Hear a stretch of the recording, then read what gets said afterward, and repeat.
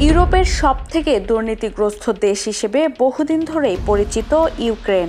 এমনকি রাশিয়ার বিরুদ্ধে যুদ্ধ করতে সম্মিলিত পশ্চিমা বিশ্ব যে শত শত বিলিয়ন ডলার ইউক্রেন পাঠিয়েছে, সেখানেও দুর্নীতির অভিযোগ উঠেছে।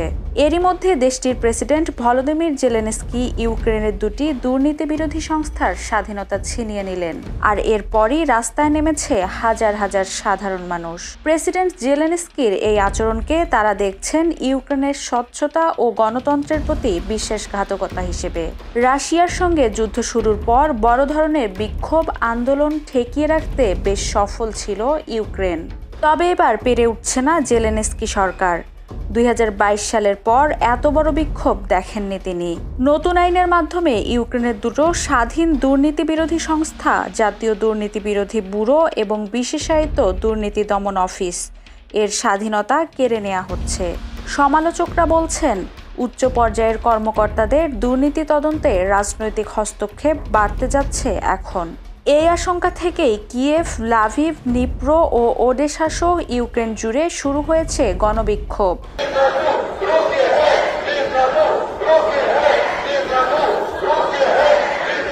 প্লাকার্ড হাতে সাধারণ মানুষ বলছে, আমরা স্বৈরাচারকে বেছে নেইনি।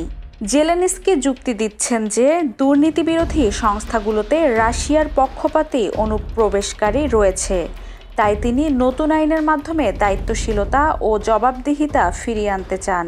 এই আইন নিয়ে শুধু ইউক্রেনের অভ্যন্তরেই নয়, আন্তর্জাতিক মহলেও উদ্বেগ বাড়ছে।